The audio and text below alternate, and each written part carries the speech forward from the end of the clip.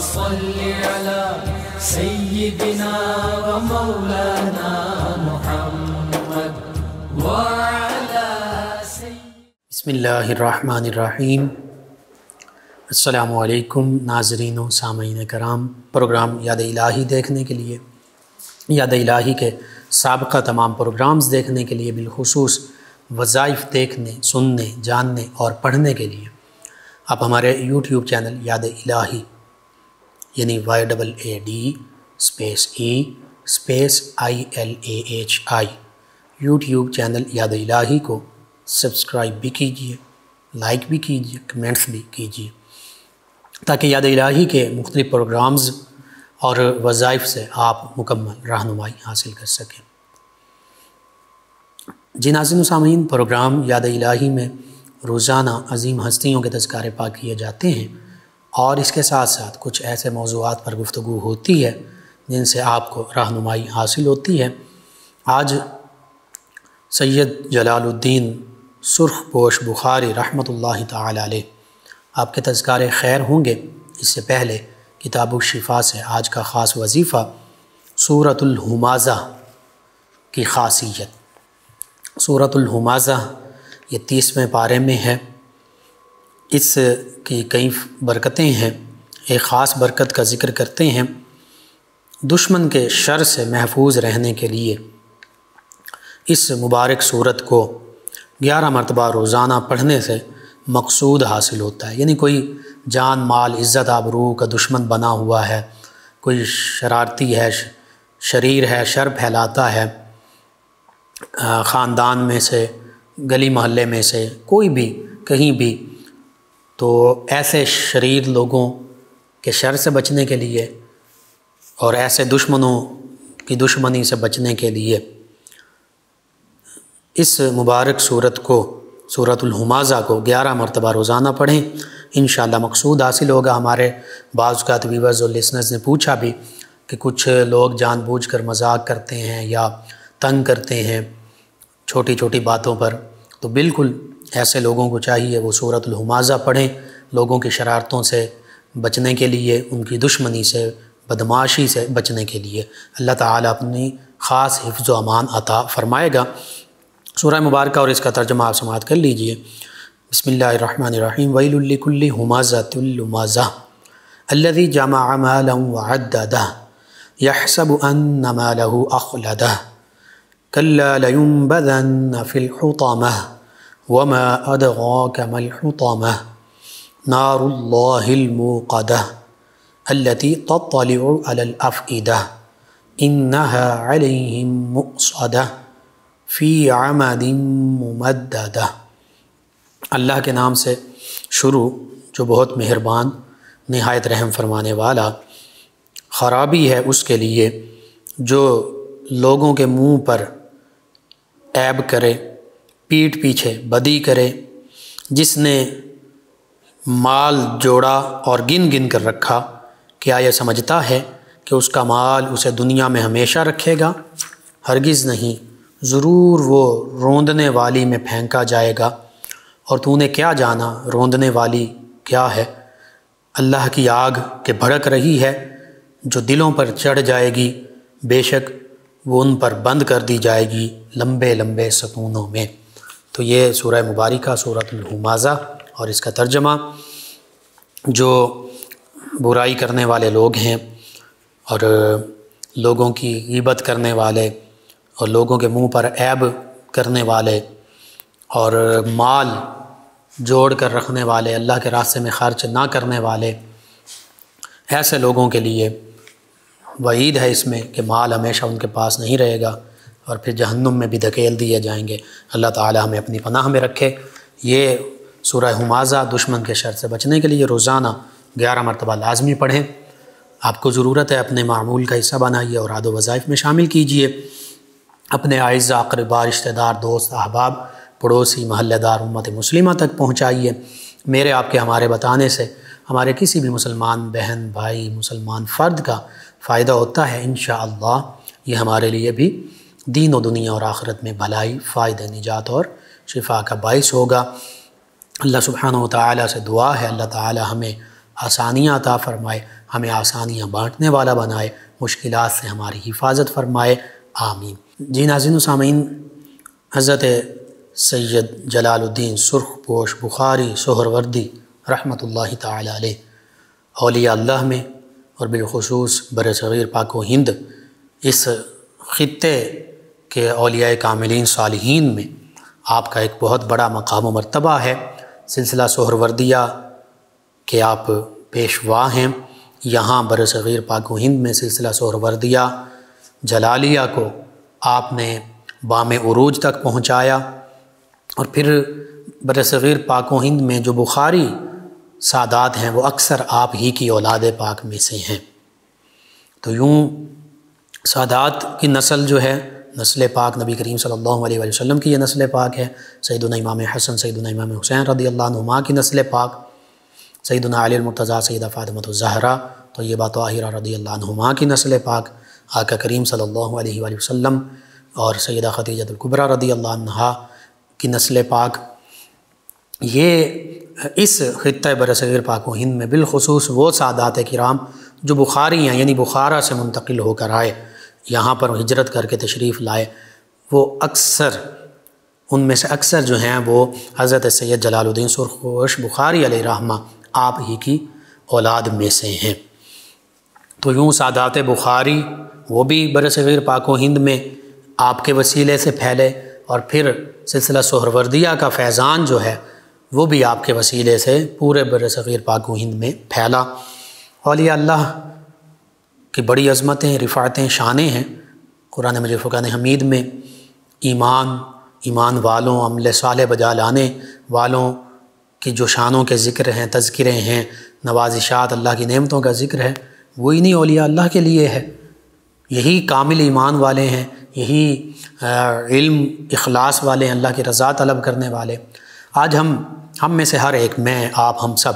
اپنا اپنا محاسبہ کریں، احتساب کریں، تو ہم گناہوں کی دلدل میں دھنسے ہوئے ہیں۔ بعض اوقات اللہ ماشاء اللہ ہمارے نماز پڑھنا، ہمارے دیگر جو عبادات، معاملات، اللہ کے راستے میں خرچ کرنا، بعض اوقات وہ ریاکاری پر مشتمل ہوتے ہیں، لوگوں کو دکھانے کے لیے کہ کوئی ہمیں کہے بڑا نمازی ہے، بڑا حاجی ہے، بڑا سخی ہے، بڑا عالم ہے، بڑا شہید ہے، شہادت تک کا درجہ حدیث مبارکہ میں ہے کہ صرف دنیا کی خاطر لوگ پاتے ہیں۔ بعض اوقات سبھی کی بات نہیں ہو رہی۔ اور ہم جب اپنا احتساب کریں تو حقیقت یہ ہے، ہم اللہ کی رحمت ہی کے طلبگار ہیں، نبی رحمت صلی اللہ علیہ وآلہ وسلم کے امتی ہیں، گناہ گار ہیں، سیاہ کار ہیں۔ ان اولیاء اللہ کی زندگیاں ایسی تھیں حقیقت میں بلا شبہ، بلا مبالغہ، کوئی مبالغہ نہیں اور کوئی اس میں دوسری رائے نہیں، کہ ان کی زندگیاں ساری کی ساری وہ اللہ کی رضا کی خاطر گزری۔ یہ اولیاء اللہ ان میں سے کچھ ایسے گزرے جیسے خود سید جلال الدین سرخ پوش بخاری رحمہ اللہ، آپ مادرزاد ولی تھے، پیدائشی ولی تھے، سادات کرام میں سے، نبی رحمت صلی اللہ علیہ وآلہ وسلم کی اولاد پاک میں سے، اور پھر اللہ تعالیٰ کا خاص فضل و کرم ہوا کہ پوری زندگی آپ کی اللہ رب العزت کی رحمت کے سائے میں گزری، یعنی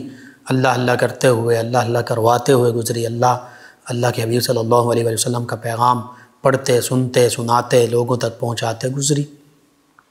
یہی وجہ ہے فاذکرونی اذکرکم واشکروا لی ولا تکفرون، فاذکرونی اذکرکم۔ اس آیہ مبارکہ کے ان دو کلمات جو ہیں، ان کی تفسیر میں مفسرین نے بڑی تفصیل سے لکھا، اسی کا خلاصہ عرض کر دیتا ہوں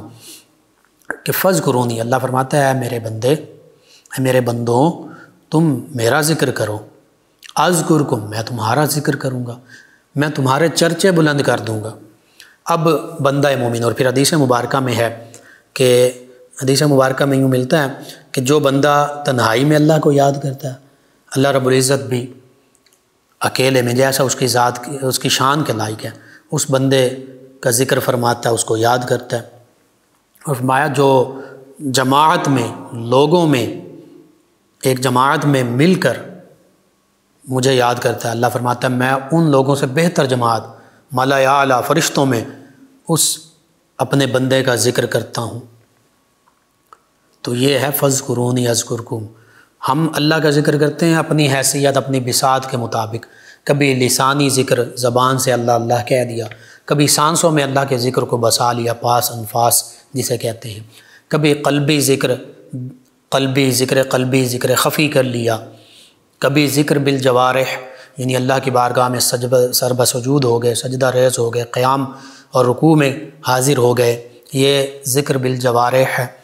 اور شریعت پر عمل کرنا، باوضو رہنا، یہ بھی ذکر کی قسم ہے۔ اللہ کے حبیب صلی اللہ علیہ وآلہ وسلم پر درود پاک پڑھنا، ان کا ذکر خیر کرنا، یہ بھی اللہ ہی کا ذکر ہے۔ بس قرآن و سنت اور اسلام کہ ہر عمل کو اللہ کی رضا کی خاطر بجا لانا، سبھی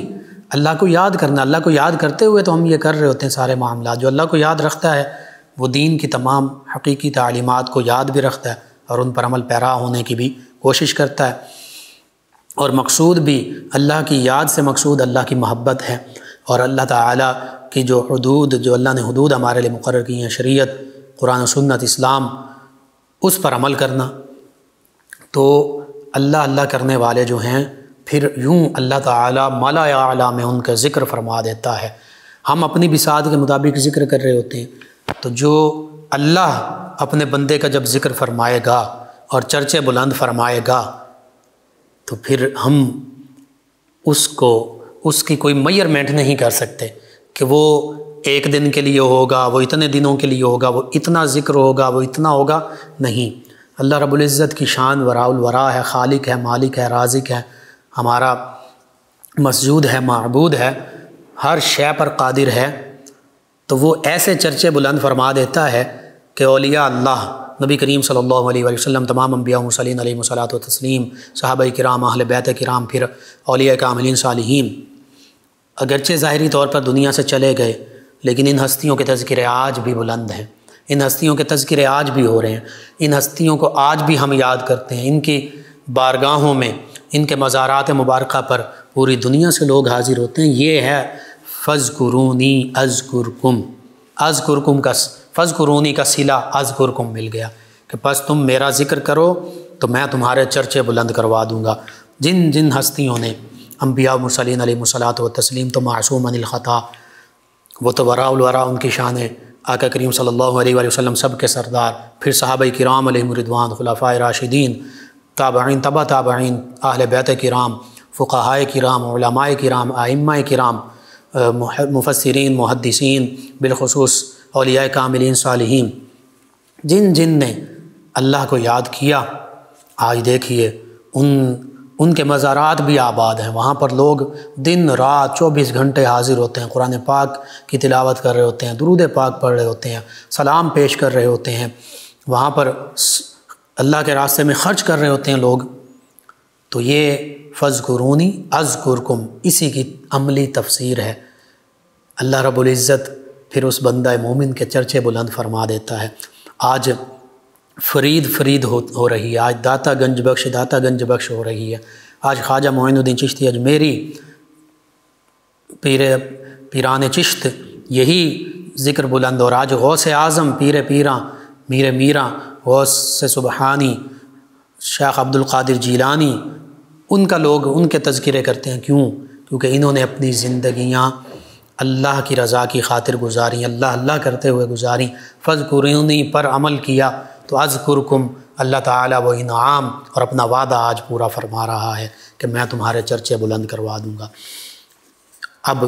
اسی جو اللہ تعالیٰ کی طرف سے چرچے بلند ہوتے ہیں، ان ہستیوں میں سے ایک ہستی جن کے چرچے بلند ہو رہے ہیں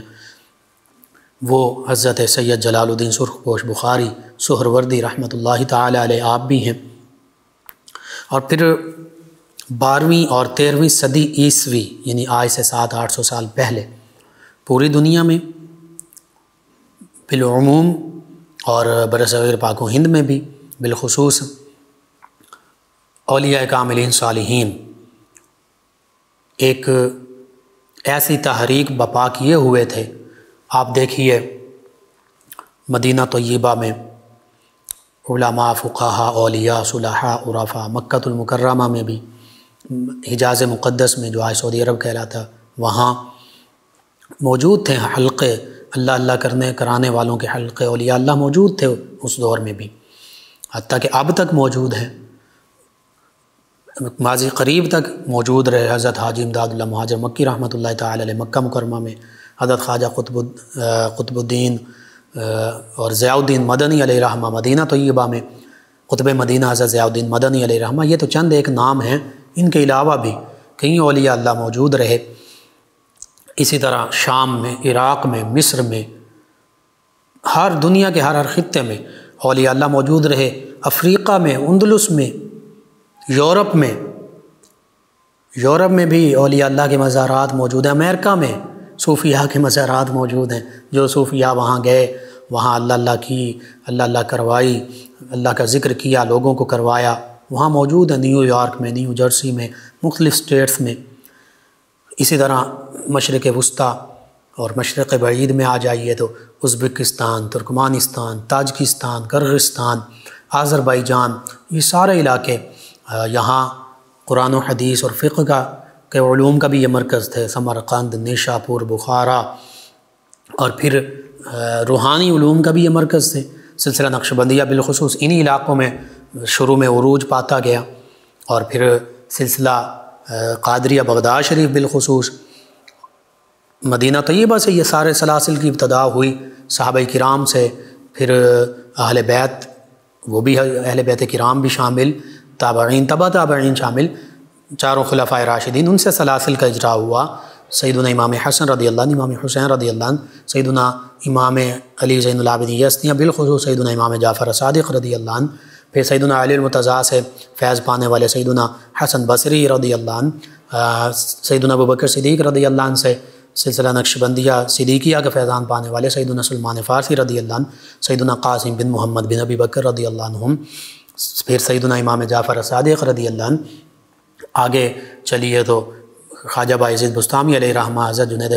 بغدادی علیہ رحمہ، ادھر حضرت معروف کرخی علیہ رحمہ، تو یہ سلاسل چلتے چلتے پھیلتے پھیلتے بغداد شریف تک پہنچے، نیشاپور تک پہنچے، بخارا تک پہنچے، تمام سلاسل طریقت کا فیضان یہ قادریہ، سہروردیہ، چشتیہ، نقشبندیہ یہ بعد میں کہلائے۔ حقیقت میں یہ محمدی مشرب رکھنے والی ہستیاں ہیں، یعنی یہ نبی کریم صلی اللہ علیہ وآلہ وسلم کا خاص فیضان ہے، اور صحابہ کرام علیہم رضوان سے یہ چلا ہے، اہل بیت کرام سے ہوتا ہوا، اولیاء کاملین صالحین سے ہوتا ہوا، مختلف علاقوں اور ہستیوں تک پہنچا، تو ان ہستیوں یا ان علاقوں کے نام سے، نقشبند کے نام سے شاہ نقشبند اور کے نام سے نقشبندیہ کہلایا، حضور غوث اعظم شیخ عبد القادر کے نام سے قادریہ کہلایا، شیخ ابو حفص عمر سہرورد بھی علاقے کا نام ہے، ان کی نسبت سے سہروردیہ کہلایا، چشت یا چشت افغانستان کا علاقہ ہے، اس نسبت سے چشتی کہلایا، سید احمد کبیر رفاعی ان کی نسبت سے رفاعیہ کہلایا، نجم الدین کبریٰ علیہ رحمہ ان کی نسبت سے کبرویہ کہلایا، سید ابو الحسن شاذلی علیہ رحمہ کی نسبت سے شاذلیہ کہلایا۔ بس ان ہستیوں اور علاقوں سے نسبت کی وجہ سے مختلف نام ہوتے گئے۔ حقیقت یہ ہے کہ یہ ایک ہی سمندر کے مختلف دھارے ہیں، ایک ہی فیضان کا مرکز ایک ہی ہے، وہ مدینہ طیبہ ہے، وہاں سے مختلف دریا، مختلف نہریں فیضان کی، مختلف سلاسل طریقت کی وہ نکل رہی ہیں، بہہ رہی ہیں، اور وہ فیوز و برکات ہم حاصل کر رہی ہیں، انشاءاللہ قیامت تک کرتے رہیں گے۔ اور معروف سلاسل طریقت اگرچہ 4 کا ذکر ہوتا ہے، لیکن سینکڑوں 200 تک کا بھی ذکر مختلف اولیاء اللہ نے اپنی کتابوں میں کیا، کہ 200 سے زائد سلاسل طریقت جن کے بارے میں جو علماء کرام، اولیاء کاملین، صالحین، محققین جانتے ہیں، اور سیدنا ابوبکر صدیق رضی اللہ عنہ سے بھی۔ حقیقت میں تو نبی کریم صلی اللہ علیہ وآلہ وسلم سے وہ فیض کا آغاز ہو رہا ہے، اور پھر آگے جو وسیلہ بن رہے ہیں، کہیں سیدنا ابوبکر صدیق رضی اللہ عنہ بن رہے ہیں، کہیں سیدنا عمر فاروق اعظم، کہیں سیدنا عثمان ذو النورین، کہیں سیدنا علی المرتضیٰ، کہیں چاروں ہستیاں، اور پھر مختلف طریقوں سے وہ فیض پوری دنیا میں جاری ہوا۔ جہاں جہاں صحابہ کرام علیہم رضوان جاتے گئے، مختلف ملکوں میں، مختلف علاقوں میں، وہ اپنا اپنا فیض پھیلاتے گئے۔ ان سے اکثر صحابہ کرام علیہم رضوان سے مختلف روحانی فیضان کے سلسلے جاری ہوئے، یعنی تمام صحابہ کرام علیہم رضوان، بالخصوص جو کبار صحابہ کرام، بالخصوص جو مختلف خطوں میں پھیلے، ان سے جن جن تابعین تبع تابعین آگے لوگوں تک فیض ملتا گیا، وہ انہی کا روحانی فیض تھا، ان صحابہ کرام کا۔ کچھ صحابہ کرام کی نسبتوں سے معروف ہوتا گیا، کچھ غیر معروف رہا، اور حقیقت میں وہ نبی کریم صلی اللہ علیہ وآلہ وسلم کا فیضان تھا، اور وہ وہی فیضان جو اللہ تعالیٰ کی طرف سے آقا کریم صلی اللہ علیہ وآلہ وسلم کو عطا ہوا۔ تو یوں مرکز و محور نبی رحمت صلی اللہ علیہ وآلہ وسلم کی ذات بابرکات ہے، مدینہ طیبہ ہے، اور پھر ایک مرکز مکہ المکرمہ ہے۔ نبی رحمت صلی اللہ علیہ وآلہ وسلم وہاں بھی تشریف فرما رہے مکہ المکرمہ میں، پھر مدینہ طیبہ آپ تشریف فرما ہوئے، اور تا قیام قیامت آرام فرما ہے مدینہ طیبہ میں۔ تو سیدنا جلال الدین سرخ پوش بخاری علیہ رحمہ، آپ 12ویں اور 13ویں صدی عیسوی اس میں اسلام کا پیغام بڑے خوبصورت انداز سے امت تک پہنچایا، اور حضرت شیخ ابو حفص عمر سہروردی علیہ رحمہ، آپ کا جو سلسلہ سہروردیہ کا فیضان، اسی کو آگے بڑھایا۔ پھر آپ کی ولادت باسعادت کے حوالے سے دیکھا جائے تو 5 ذی الحج 595 ہجری یہ آپ کی ولادت باسعادت ہے، بخارا ازبکستان میں۔ والد گرامی سید علی المعید یا سید ابو المؤید، یہ آپ کے والد گرامی کا اسم گرامی ہے، وہ بھی اللہ کے ولی عالم دین، اللہ کے ایک مقرب بندے۔ پھر دادا جان آپ کے سید جعفر حسین علیہ رحمہ، ابتدائی تعلیم گھر میں ہی حاصل کی، علمی روحانی گھرانہ، 7 سال کی چھوٹی عمر میں ہی جو ضروری ابتدائی تمام علوم تھے وہ آپ نے اخذ کر لیے، اور پھر آپ مادرزاد ولی تھے، حتیٰ کہ بچپن ہی سے آپ کی کرامتوں کا ظہور شروع ہو گیا، اور ابھی آپ نوجوانی کی عمر میں تھے کہ 1500 سے زیادہ علماء پڑھے لکھے لوگ وہ آپ کو اپنا روحانی پیشوا تسلیم کرتے تھے، آپ کے علم، آپ کی روحانیت، آپ کی فیوز و برکات کی وجہ سے۔ پوری زندگی آپ نے سیر و سیاحت میں گزاری، اللہ کا پیغام امت مسلمہ تک، حتیٰ کہ غیر مسلموں تک، تمام لوگوں تک، انسانوں تک پہنچانے میں آپ کی زندگی گزری۔ اور پھر بخارا سے آپ نے مختلف ممالک کے بھی سیر و سیاحت کی، مدینہ طیبہ، مکہ المکرمہ، حجاز مقدس، بغداد شریف، تمام علاقوں کی اولیاء اللہ، علماء، فقہاء سے فیوز و برکات پاتے ہوئے آپ پھر یہاں برصغیر پاک و ہند میں بھی تشریف لائے۔ یہاں جب آپ تشریف لائے تو جنوبی پنجاب، اچ شریف کو آپ نے اپنا مسکن بنایا، اور بالخصوص جنوبی پنجاب اور سندھ کے اکثر لوگ جو ہیں، بڑے بڑے قبائل جو ہیں، وہ آپ کے دست مبارکہ پر مسلمان ہوئے، انہوں نے اسلام قبول کیا۔ تو یہ حقیقت ہے 12ویں 13ویں صدی عیسوی، یہاں 6 7ویں صدی ہجری، بالخصوص یہاں برصغیر پاک و ہند میں اولیاء اللہ کی آمد بہت زیادہ ہوئی، مختلف سلاسل کی، اور ان کا اخلاق، ان کا کردار، قرآن و سنت کا پیغام، ان کی محبت، دل نشیں انداز، روحانی نورانی خوبصورت حسن و جمال والی نورانی صورتیں، سیرتیں، ان کو دیکھ کر ہزاروں نہیں لاکھوں غیر مسلمان ہو گئے۔ خواجہ معین الدین چشتی اجمیری علیہ رحمہ کا یہی مبارک دور ہے، آپ کے دست مبارکہ پر لاکھوں لوگ، لاکھوں ہندو مسلمان ہوئے۔ پھر خواجہ قطب الدین بختیار کاکی علیہ رحمہ، بالخصوص سید جلال الدین سرخ پوش بخاری علیہ رحمہ کے ہم عصر ہیں اور دوست بھی ہیں، حضرت بابا فرید الدین گنج شکر رحمۃ اللہ تعالی علیہ۔ ادھر ملتان میں حضرت بہاؤالدین زکریا ملتانی رحمۃ اللہ تعالی علیہ، اور پھر سہمن شریف میں حضرت لال شہباز قلندر رحمۃ اللہ تعالی علیہ۔ بابا فرید الدین رحمۃ اللہ تعالی علیہ چشتیہ سلسلے کے بزرگ ہیں، اور باقی تینوں، آپ بھی اور بہاؤالدین زکریا ملتانی اور لال شہباز قلندر علیہ رحمہ، آپ تینوں سلسلہ سہروردیہ کے عظیم پیشوا ہیں۔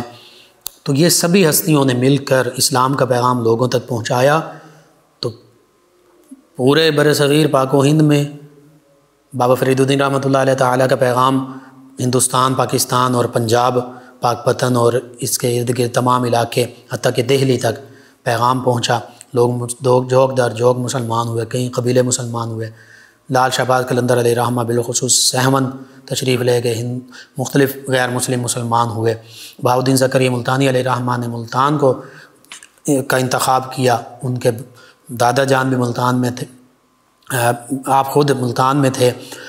ملتان میں آپ کے والد گرامی غالباً تشریف لائے، تو آپ نے ملتان کا انتخاب کیا۔ یہ چاروں ہستیاں چار یار بھی کہلاتی ہیں، یعنی ان کی آپس میں دوستی بھی تھی۔ اب حضرت سید جلال الدین سرخ پوش بخاری علیہ رحمہ آپ کے دست مبارکہ پر جنوبی پنجاب اور سندھ کے کئی قبائل مثلا سومرو، ساما، چدھاڑ یا چدھڑ، سیال، ڈاہر، مزاری، وارن یا وارین، یہ اس طرح کے مختلف قبائل آپ کے ہاتھوں پر اسلام لائے۔ اور اس وقت یہ ہوتا تھا کہ ایک قبیلے کا اگر سردار اور بڑا اسلام قبول کر لیتا تو دوسرے لوگ بھی جوک در جوک اسلام قبول کرتے تھے۔ بہرحال یہ سب سے بڑی کرامت ہے کہ لوگوں کو اسلام کی طرف مائل کرنا اور اسلام کا پیغام ان تک ایسے اچھے انداز اور اخلاص کے ساتھ پہنچانا کہ وہ اسلام کو قبول کر لیں۔ پھر آپ کے عقد کے حوالے سے یہ ملتا ہے کہ بخارا میں آپ کا پہلا عقد ہوا حضرت سید قاسم علیہ رحمہ کی دختر نیک اختر صاحبزادی سیدہ فاطمہ رحمہ اللہ علیہ سے، پھر ان سے آپ کی دو اولادیں تھیں، سید علی اور سید جعفر رحمۃ اللہ علیہما۔ ان کے وصال کے بعد آپ دونوں صاحبزادوں کے ہمراہ بخارا سے چلے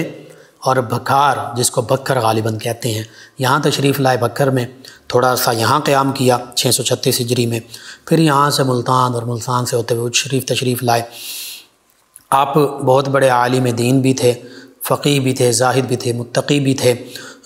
صاحب کرامات بھی تھے، اور بخارا، سمرقند، ان علاقوں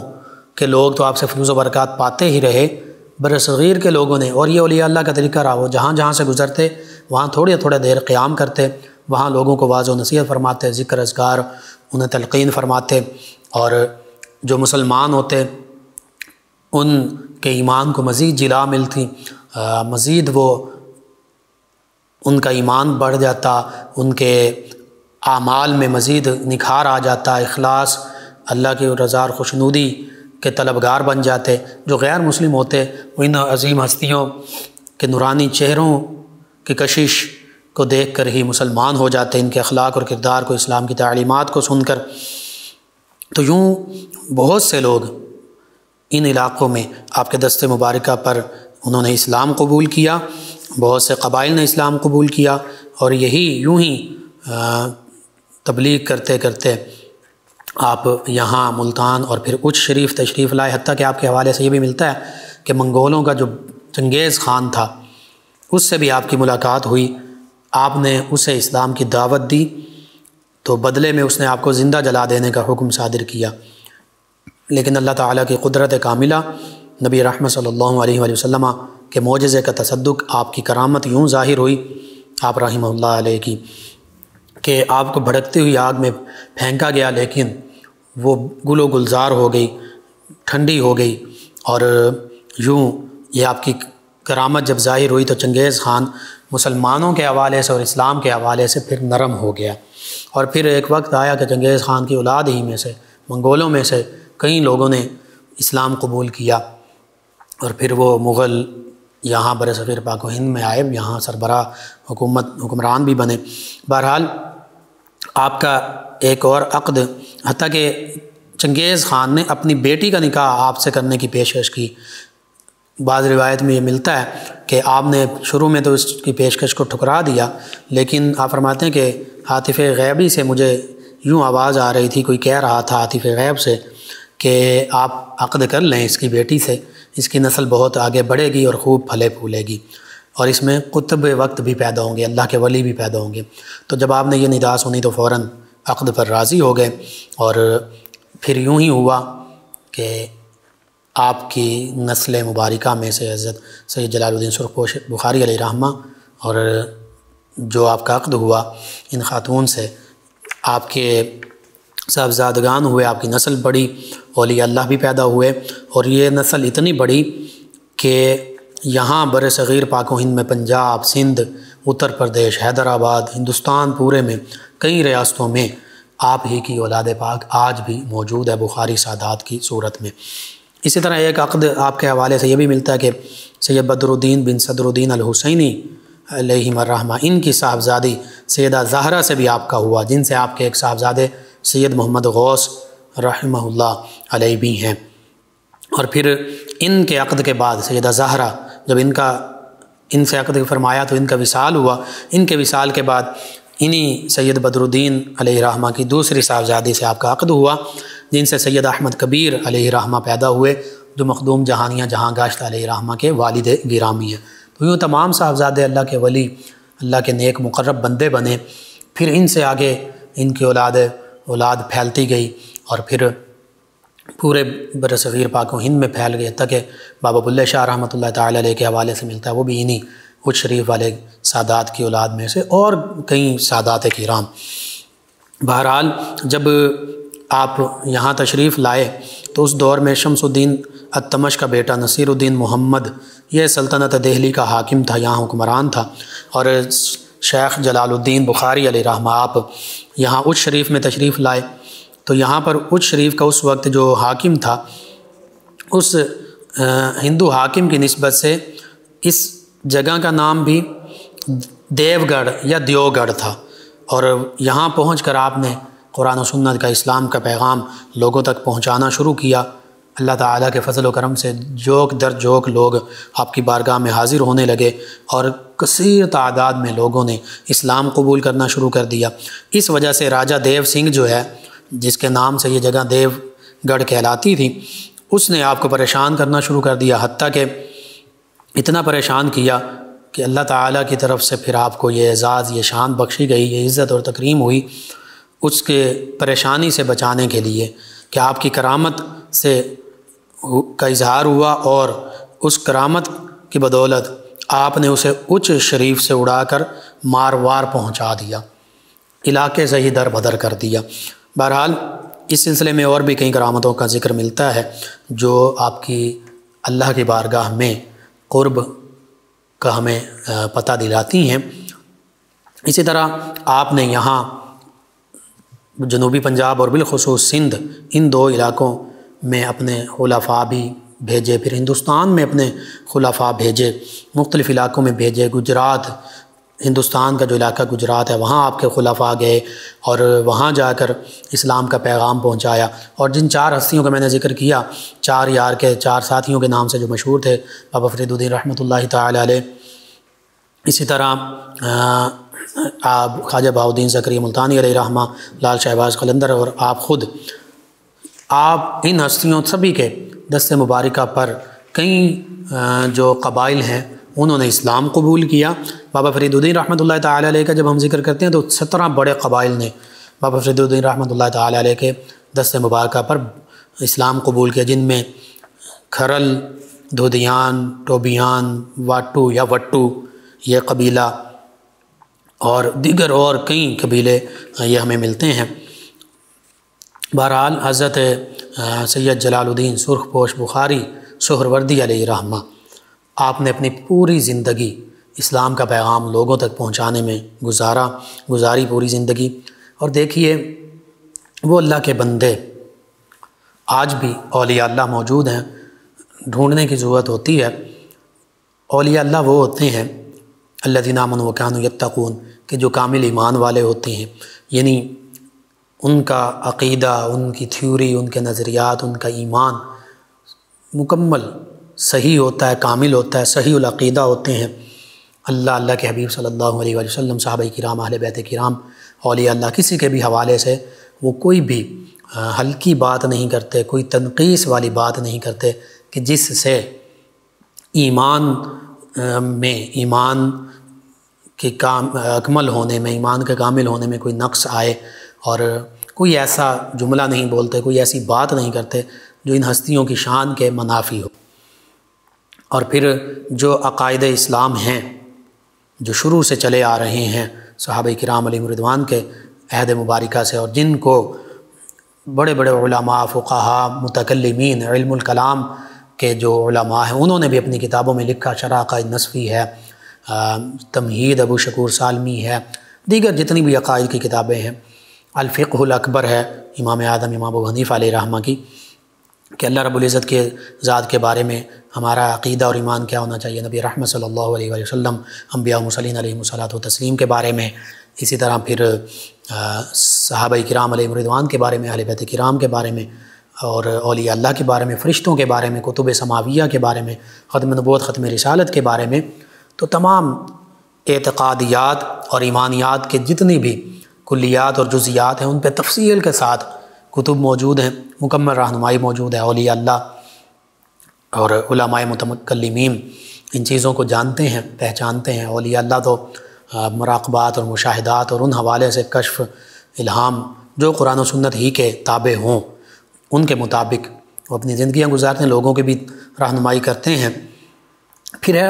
وَكَانُوا يَتَّقُونَ، یہ اولیاء اللہ کی شانیں اور ان کی علامتیں اللہ نے قرآن پاک میں بیان فرمائیں۔ الَّذِينَ آمَنُوا وَكَانُوا يَتَّقُونَ، ایمان کامل والے اور پوری زندگی تقوی اختیار کرنے والے، صرف اللہ سے ڈرنے والے، صرف اللہ کی عبادت کرنے والے۔ اولیاء اللہ کا یہی طریقہ ہے ان کا، اور ہر عمل، تقوی کا ایک معنی یہ بھی ہر عمل اللہ سے ڈرتے ہوئے اللہ کی رضا ہی کے لیے کیا جائے، اللہ کی محبت میں کیا جائے۔ تو اولیاء اللہ کا یہی معاملہ ہے، یہی طریقہ رہا ہے کہ آج بھی اولیاء اللہ والذین یبیتون لربہم سجدا وقیاما کا پیکر ہے۔ اولیاء اللہ اگرچہ اللہ کی رضا کی خاطر دن رات اللہ اللہ کر رہے ہوتے ہیں، نماز بھی پڑھیں، نوافل بھی پڑھیں، تلاوت کلام پاک، اوراد و وظائف، اور پھر باطنی پاکیزگی بھی حاصل ہے، یعنی حسد، بغض، کینہ، جھوٹ، ان چیزوں سے بھی دور رہتے ہیں، لیکن پھر بھی اللہ کی بارگاہ میں روتے ہیں، گڑ گڑاتے ہیں، التجائیں کرتے ہیں، استغفار کرتے ہیں۔ یہ اولیاء اللہ کی شان، وبالاسحار ہم یستغفرون، وہ سحری کے وقت استغفار کرتے ہیں۔ نبی کریم صلی اللہ علیہ وسلم کے نقش قدم پر چلنے والے ہوتے ہیں، باشرع ہوتے ہیں، با علم ہوتے ہیں، با عمل ہوتے ہیں، با اخلاص ہوتے ہیں، اور سلسلہ متصل ہوتا ہے، فیوز و برکات پانے والے ہوتے ہیں، خود ہی دعویٰ کرنے والے نہیں ہوتے۔ نورانی صورتیں، نورانی سیرتیں، اخلاق، کردار جنہیں دیکھتے ہی اللہ یاد آ جائے، اور ایسا انوار و تجلیات اور نور اللہ تعالیٰ کی طرف سے ان پر برس رہا ہوتا ہے کہ جو ان کے پاس بیٹھتا ہے، حدیث مبارکہ میں وہ بھی شقی نہیں رہتا، یعنی وہ بھی بدبخت نہیں رہتا، وہ بھی سعید بن جاتا ہے، سعادت مند بن جاتا ہے۔ تو یہ اولیاء اللہ کی شانیں ہیں، یہ اولیاء اللہ کا مقام و مرتبہ ہے، یہ اولیاء اللہ کی نشانیاں ہیں۔ آج بھی اگر ایسے ہمیں اللہ کے بندے ملتے ہیں تو بالکل ان سے فیوز و برکات پانے چاہیے۔ ان کے پاس بیٹھ کر دل کو سکون ملتا ہے، اور دل میں اللہ کا نور داخل ہوتا ہے، وہ اللہ کی یاد کی صورت میں ہوتا ہے، وہ تسکین قلب کی صورت میں ہوتا ہے، وہ شریعت پر عمل پیرا ہونے کی صورت میں ہوتا ہے۔ اولیاء اللہ کا کام، آج ہم سمجھتے ہیں کہ اولیاء اللہ کا کام شاید یہ ہے کہ تعویذ دے دیں، گائے بھینس موٹی ہو جائے، کوئی لکی نمبر نکل آئے، کوئی فلاں کام ہو جائے۔ جائز مشروع کام کے لیے تعویذ دینا، قرآن و سنت کے مطابق دم کر دینا تعویذ بالکل جائز ہے، ناجائز کام نہ ہو، جیسے جوے اور یہ نمبر اور اس طرح کی چیزوں کے لیے۔ لیکن یہ مشروع ہے، یعنی شریعت کے دائرے میں جائز کام کے لیے دم بھی کیا جا سکتا ہے، تعویذ بھی ہو سکتا ہے، لیکن یہ اولیاء اللہ کا کام نہیں، یہ اضافی اور معمولی سی چیزیں ہیں۔ اولیاء اللہ کا کام یہ حقیقت میں، اگر کوئی غیر مسلم ہے تو اسلام کا پیغام محبت کے انداز میں پہنچانا کہ وہ اسلام قبول کر لیں۔ اسی طرح اگر کوئی غیر شرع ہے تو وہ باشرع ہو جائے، کوئی اللہ کی رحمت، اللہ کی یاد، اللہ کے ذکر سے دور ہے، وہ اللہ اللہ کرنے والا بن جائے، کوئی بے نمازی ہے وہ نمازی بن جائے، کوئی اخلاق کردار کے حوالے سے روحانی بیماریوں میں مبتلا ہے، حسد، بغض، کینہ، جھوٹ، فحاشی اور بھی چیزیں، دھوکہ دہی، ملاوٹ، کتنے معاملات ہیں، حق چھیننا، غصب کرنا، لوگوں پر ظلم کرنا، اگر ان میں مبتلا تو اولیاء اللہ کا قرب انہیں ان چیزوں سے دور کر دیتا ہے، یعنی تزکیہ باطن نصیب ہو جاتا ہے، اللہ اللہ کرنا نصیب ہو جاتا ہے، اللہ کی یاد نصیب ہو جاتی ہے۔ تو یہ اولیاء اللہ کا یہ کام ہے۔ اولیاء اللہ ہمیشہ اللہ کے حبیب صلی اللہ علیہ وسلم کی محبت لوگوں کے دلوں میں ڈالتے ہیں، اسلام پر چلنا سکھاتے ہیں، خود بھی اسلام پر کاربند ہوتے ہیں اللہ کی رضا کی خاطر، لوگوں کو بھی اسلام کی حقیقی تعلیمات پر کاربند ہونا سکھاتے ہیں، اور بالخصوص قلبی توجہ اور تصرف ایسا کرتے ہیں، ان کے توجہات، ان کی نظریں رحمت بھری ایسے ہی بندہ مومن کے دل پر پڑتی ہیں کہ پھر دل اندر سے تبدیل ہونا شروع ہو جاتا ہے۔ جب دل تبدیل ہو جاتا ہے، قلب جب اصلاح پذیر ہو جاتا ہے، ہر چیز اصلاح پذیر ہو جاتی ہے، جیسے حدیث مبارکہ میں ہے کہ تمہارے بدن میں، فرمایا بدن میں ایک لوتھڑا ہے، جو ٹھیک ہو جائے تو پورا جسم ٹھیک ہو جاتا ہے، جو خراب ہو جائے، فساد پذیر ہو جائے تو پورا جسم فساد پذیر ہو جاتا ہے۔ فرمایا الا وہی القلب، خبردار سن لو، وہ تو دل ہے، وہ قلب ہے۔ قلب، دل کو قلب اسی لیے کہتے ہیں کہ بدلتا رہتا ہے، مختلف ایک حالت پر نہیں رہتا، کبھی کوئی سوچ، کبھی کوئی سوچ، کبھی کوئی حالت، کبھی کوئی حالت، کبھی دل میں نیکی کی سوچ